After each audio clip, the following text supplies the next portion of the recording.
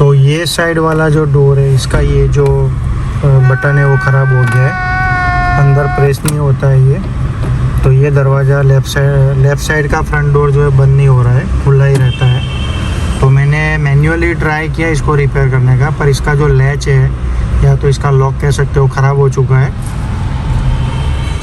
Latch जो है वो ख़राब हो चुका है, तो मुझे नया ही करवाना पड़ेगा। तो इसके लिए मैंने कंपनी में बोला हुआ है, तो वो ऑर्डर करेंगे, नया आएगा, 10 दिन लगेंगे, उसके बाद वो रिप्लेस हो जाएगा, क्योंकि मैन्युअली नहीं हो पाया, वो पूरा ख़राब हो चुका है। Hello friends, welcome back to my YouTube channel. और एक नया दिन और एक नई शुरुआत, मैं हूं अपनी प्यारी में। सो आज मैं आपके साथ बात करने वाला हूं, जो प्रॉब्लम अभी मेरी प्यारी में हुआ है उसके रिलेटेड है। तो कोई मेजर इश्यू नहीं है, जो अभी मेरा जो लेफ़्ट साइड का डोर है फ्रंट का, उसका जो लैच है वो ख़राब हो चुका है। तो टेक्निकल भाषा में आप उसको लैच कह सकते हो, या तो डोर लॉक भी आप कह सकते हो। वो बिगड़ गया है क्योंकि वो बंद नहीं हो रहा है, वो ठेसी वाला है, बटन वाला है। तो मैंने उसको ट्राई किया मैन्युअली ठीक करने के लिए, पर वो मैन्युअली मेरे से हो नहीं रहा है।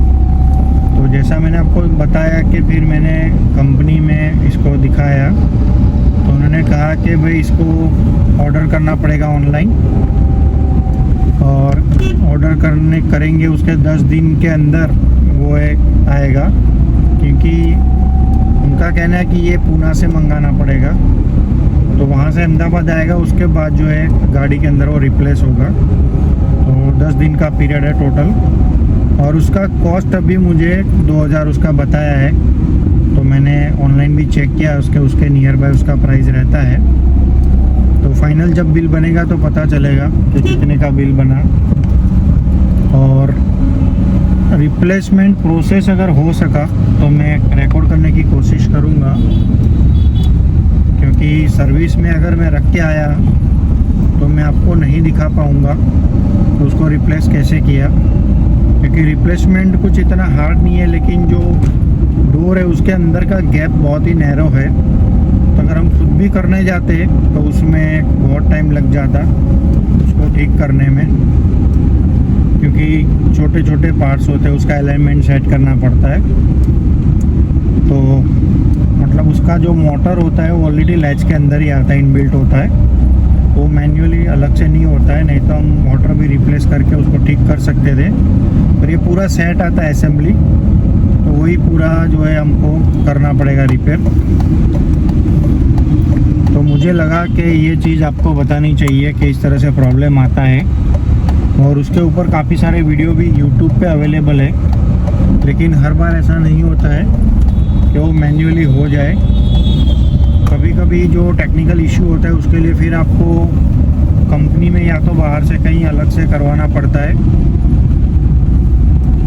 तो जैसा मैंने आपको बोला था पहले कि इसका स्पेयर पार्ट लोग कहते हैं कि नहीं मिलते, तो जो बोडमो मोबाइल ऐप है उसके ऊपर ऑलमोस्ट इसके सारे स्पेयर पार्ट आपको मिल जाएंगे। अगर आपको खुद से आता है तो आप उसको ऑर्डर करके आप रिप्लेस कर सकते हो। मैं भी चाहता था कि मैं खुद से करूं, लेकिन उसमें टाइम जो है बहुत लग जाएगा मेरा, और टाइम अभी इतना है नहीं कि उसके पीछे मैं इतना टाइम दूं और वो सब करूं। तो फिर मैंने कंपनी में ही दे दिया ऑर्डर के भाई आप मंगवा लो और आप ही रिप्लेस कर दो,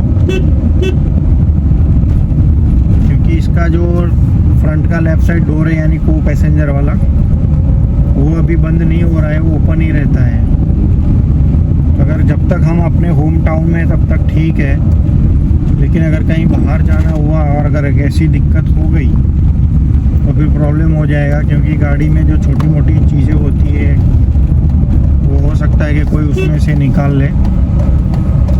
तो अभी मैं गाड़ी चलाते हुए आपसे बातचीत कर रहा हूँ, तो हो सकता है कि थोड़ा वीडियो में पॉज आएगा, क्योंकि मेरी फर्स्ट प्रायोरिटी है कि मुझे सड़क पे ज़्यादा ध्यान रखना है।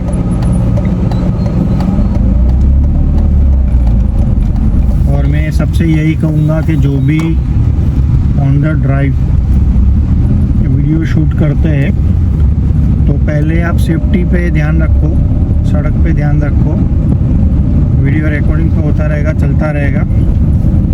तो मेन चीज़ है हमारी सेफ्टी और दूसरों की सेफ्टी, कि हमारी वजह से किसी को नुकसान नहीं होना चाहिए और किसी की वजह से हमको नहीं होना चाहिए। तो ये चीज़ जो है हमें ध्यान में रखनी है।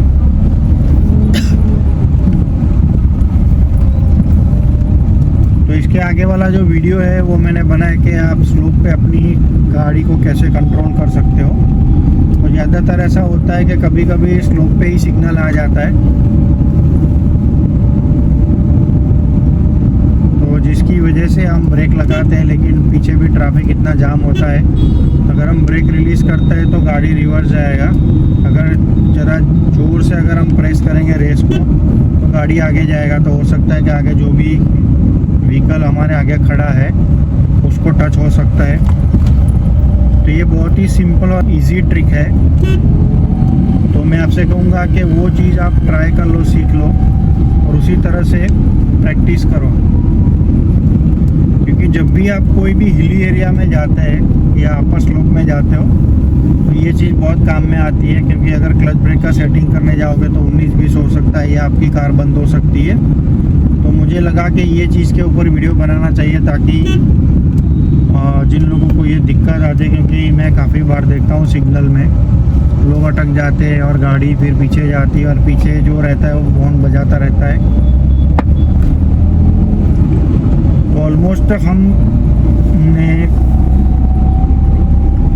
3-4 किलोमीटर अभी तक कवर कर लिया है। तो ये जो कॉमन प्रॉब्लम था ऑलमोस्ट कभी कभी आता है नैनो गाड़ी में लैच का। तो मेरी गाड़ी में प्रॉब्लम हुआ तो मैंने आपसे कहा था कि अगर इसमें कुछ भी प्रॉब्लमेटिक अगर मैं कुछ फेस करता हूँ तो मैं आपको ज़रूर दिखाऊंगा।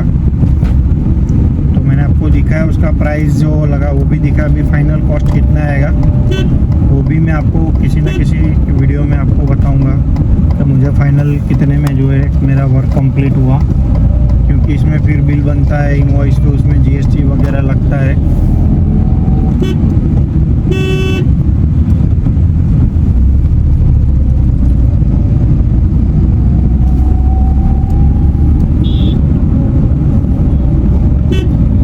तो अभी तो हम प्यारी का मज़ा ले रहे हैं, ट्रैफिक में एकदम इजीली निकल रहे हैं, कहीं पर भी रुकने की आवश्यकता नहीं आई है, आराम से निकले जा रहे हैं। वीडियो को यहाँ पे समाप्त करते हैं। वीडियो अच्छा लगा हो तो लाइक शेयर ज़रूर कर देना और फर्स्ट टाइम चैनल में वीडियो को देख रहे हो तो चैनल को सब्सक्राइब करना मत भूलना।